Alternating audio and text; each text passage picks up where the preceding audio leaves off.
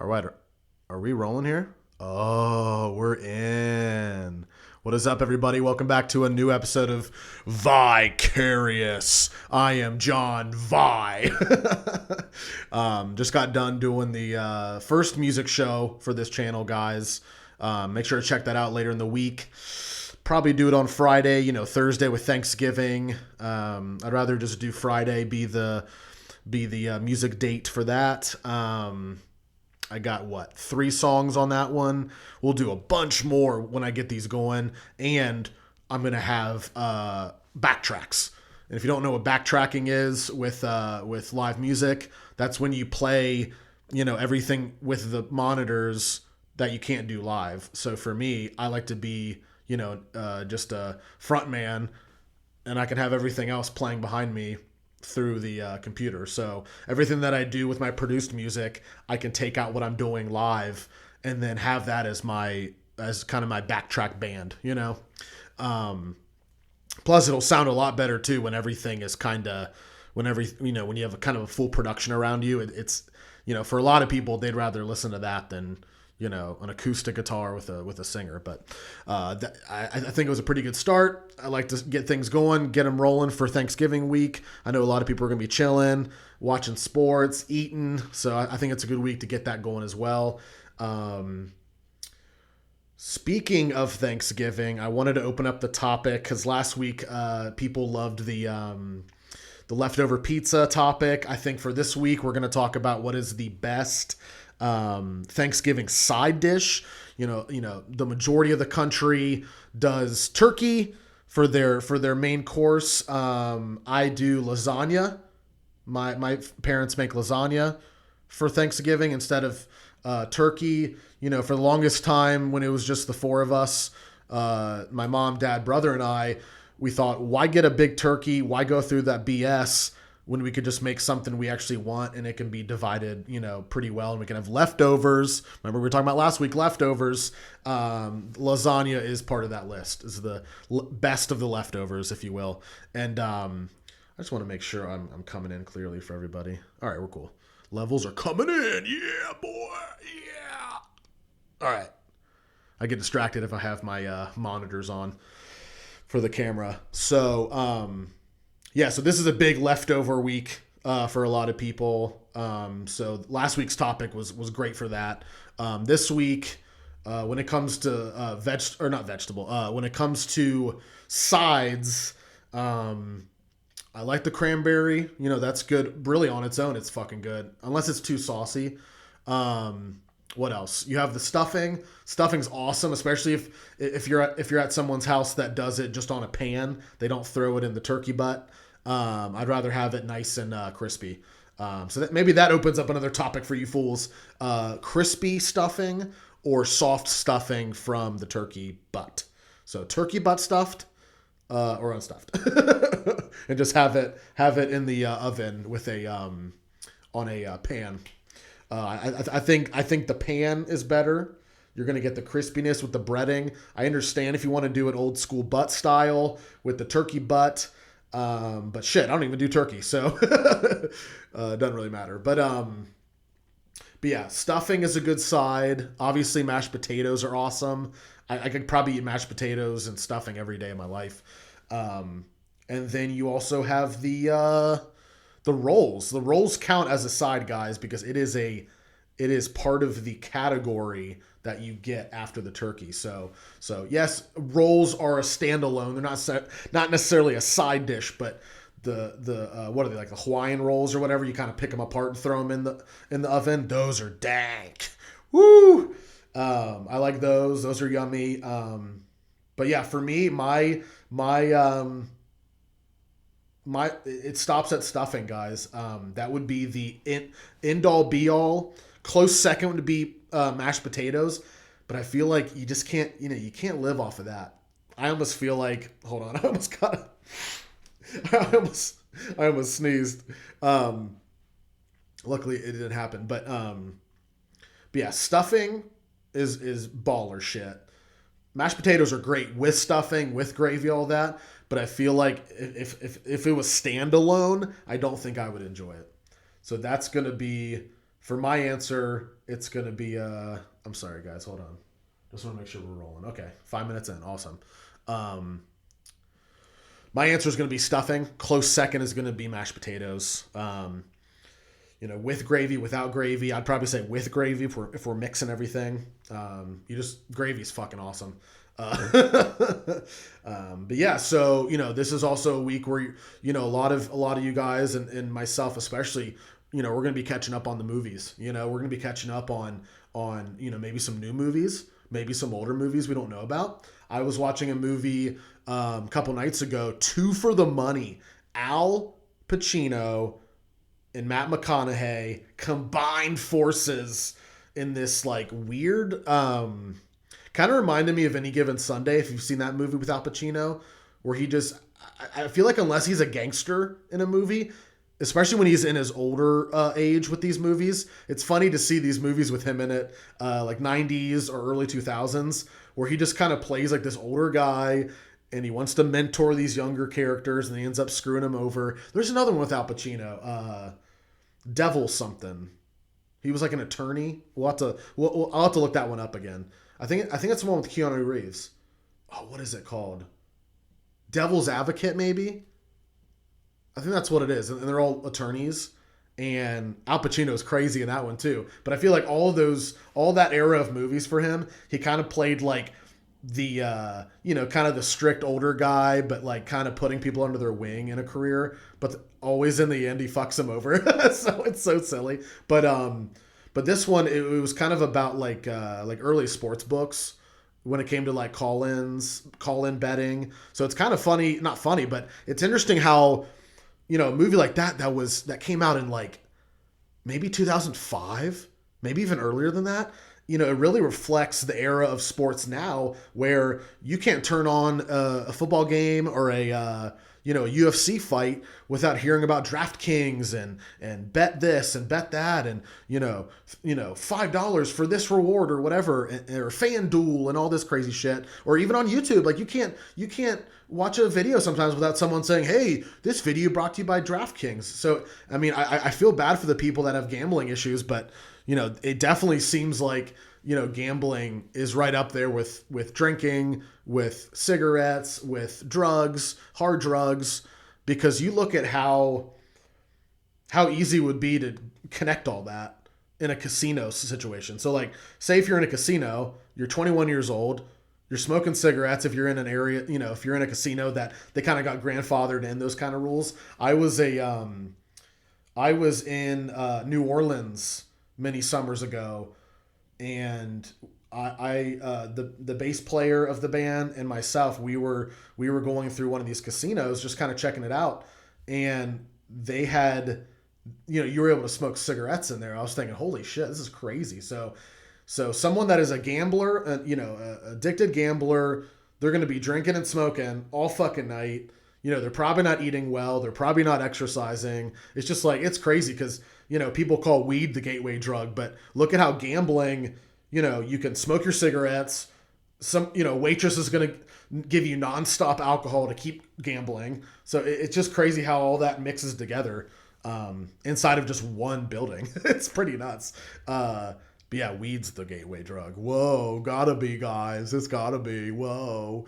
But yeah, so Two for the Money was good in more ways than one. One, because you got to see Al Pacino do his thing. But also, too, it made me aware of, wow, like this stuff's been around for a really long time. And, people really got to watch themselves, because, even look at even the psychology of like, fast food or sexual stuff on television with ads and stuff. Like, it's crazy how advertising basically uses human nature to sell their products. I mean, you're using sexual desires, which is like primal as shit for humans. I mean, sex along with eating, finding food is like, 1 and 2 when it comes to primal survival, so it's crazy how easy a human mind can be turned, especially at a young age, to put their happiness in a certain box. Because I was researching, what was it, just a day or two ago, it was after watching that movie, the Two for the Money. There was this one guy that was betting like crazy, like thousands at one time. Wasn't making much money. Was working at Mickey D's. I think maybe full time, just because he had to always bring in the cash for his bets. And like, dude was just nonstop betting, and there was this other guy I was watching. He was just nonstop, doing online soccer betting, and it's crazy, dude. It's crazy. So if you're out there thinking about gambling, be fucking careful. I would stick to playing poker with friends. That's what I like to do.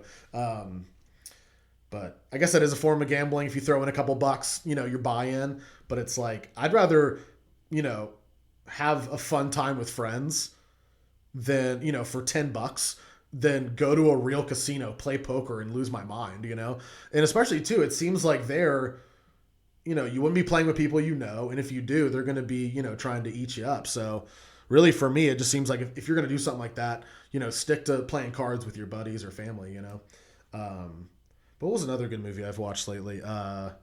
Any Nicolas Cage? Oh, yeah, Nick Cage. So I watched Season of the Witch, which was supposed to be like the fucking worst movie ever, much less the worst Nick Cage movie. I kind of enjoyed it, especially because, or even the fact that it was kind of like a medieval, kind of like I'm not going to say it was Game of Thrones or any of that shit, but it kind of rode that theme. Because when did it come out? Maybe 2014, I think it said. So I mean, when did Game of Thrones, was that around Game of Thrones time? Maybe. Anyways, it wasn't bad. Nick Cage stars in it. Ron Perlman is in it, dude. The beast, Ron Perlman. And then I forget who else. I don't think there was any other big name in it, but it wasn't bad. I was watching who does the like actors? Where are they now? Joe Blow, I think, on YouTube. Joe Blow Productions or Joe Blow Movies. And I was watching the Nick Cage one, and he was saying that was supposed to be like the worst movie ever. Supposedly, people were saying on Rotten Tomatoes or IMDb or wherever people review stuff, saying that was the fucking worst thing in the world in on film, but it wasn't bad. I could see where people would go, that's bullshit, especially if you're into kind of the English medieval times, you know what I mean? You're into the Renaissance shit, and I'm not into that stuff, so maybe I saw through kind of the bullshit, but I mean, it was kind of funny that, these guys were like crusade warriors in the beginning, and like they were the same age as the actors, so they're like in their 50s or 60s, like slaying people. It was really weird, but like, I mean, I understand what the premise was they were getting at, but it was really interesting how maybe that led to people thinking like this is the worst movie ever. But I've seen a lot worse movies when they tried to do that kind of stuff. I mean, look at Irishman. That's why Irishman drove me nuts, because they just didn't say, fuck it, we'll just put some makeup on these old fools. They actually did CGI on their faces, and it looked terrible. So I'd almost rather have you just kind of, brush upon that fact than almost press the fact and then have like Rob De Niro with like a weird, like it almost looks like what's it called? Deep faking or something, So like, it wasn't the worst movie in the world. I probably wouldn't see it again just because it was like really like, time. It was like a time, what do you call it? Not timepiece, but what is it? What do you call it when it's like a time period, a piece or whatever? Period piece. Thank you. Period piece for like a medieval era. I'm not really into like the Crusades, and that's, I mean, it talks, it's very interesting how religious people started that. I think that's very interesting, because they even talked about that where, Nick Cage and Ron Perlman had to do some kind of like mission or something. Oh, here's what happened. Nick Cage stabbed this chick when they were attacking an area during the Crusades, and then something happened where he just snapped on one of the priests or whatever, and the guy goes, oh, we do it for God, and Nick Cage is like, oh, I'm not killing for anybody, much less God. Like, it was just really weird how it kind of does touch on how religion is so, it makes people excuse me, it can help people, like people that are just wayward. That's great.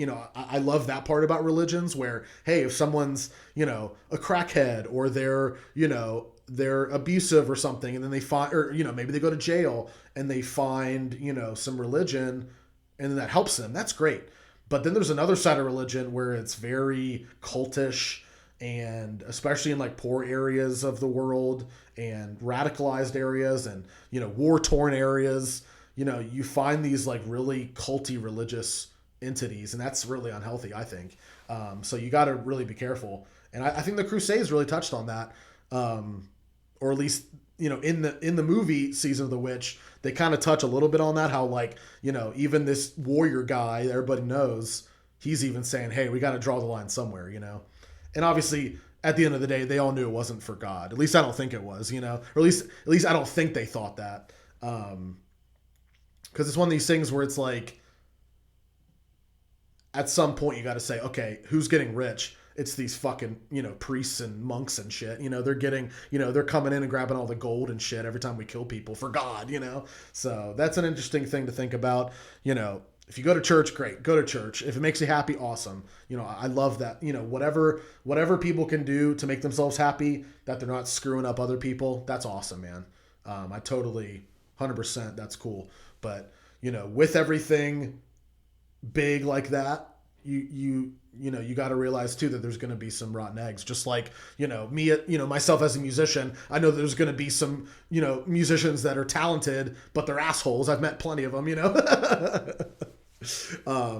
But really, in every endeavor, every industry, every religion, every anything, like you're going to have people that are just rotten eggs, and they're going to make it harder for everyone else. But so Season of the Witch was really good.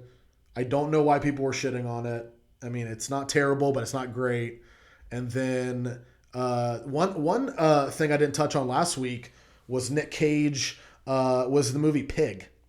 The movie Pig is about it's about Nick Cage. No, it's about a guy who goes from like basically like Gordon Ramsay status, or like almost maybe kind of more in his circle, but like a really well-known chef, lives in the middle of nowhere with a pig, truffle pig.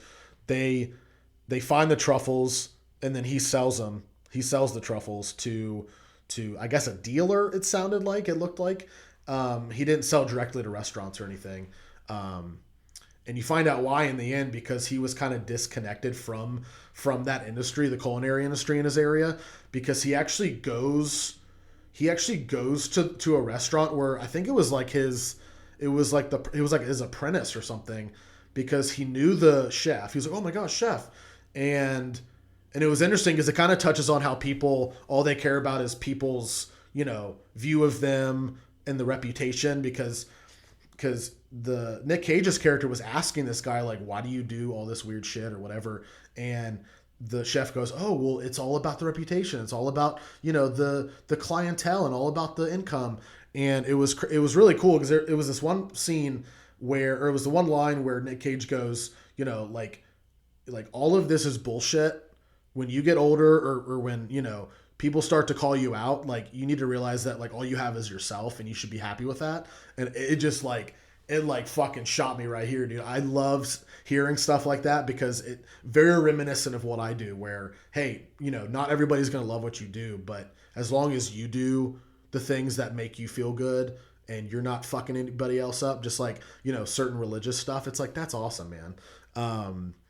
And I know for me, it's like, it's really easy to say, okay, let me kind of get in the mind of someone else, or let me, go play this song for somebody and see if they like it. But I think at the same time, if you trust your gut instinct, like it's always going to make sense then. Like for me, if I look back and say, okay, I had a gut instinct about this person, I had a gut instinct about this job, I had a gut instinct about this band, I had a gut instinct about this, crossing the road that day, or going to see someone that day and I didn't, or whatever. Like if things worked out after that gut instinct, then I think you always have to trust that gut instinct. And I think as a songwriter and as a musician, I'm always having to trust that instinct, because Because you could always have, you know, countless songs somewhere, but you know, if you don't like it yourself, who fucking cares? Because you could have a million fucking downloads of something that you wrote, but if you don't like it, why would it fucking matter? Like, yeah, you're gonna get some money out of it, but like, the worth of that money may not be as much if you don't enjoy what you're doing. So like I've made more money in a day job than I've made in a year, like certain time doing music, but that doesn't mean that every time I get paid in music, it's the same feeling I got paid at a day job.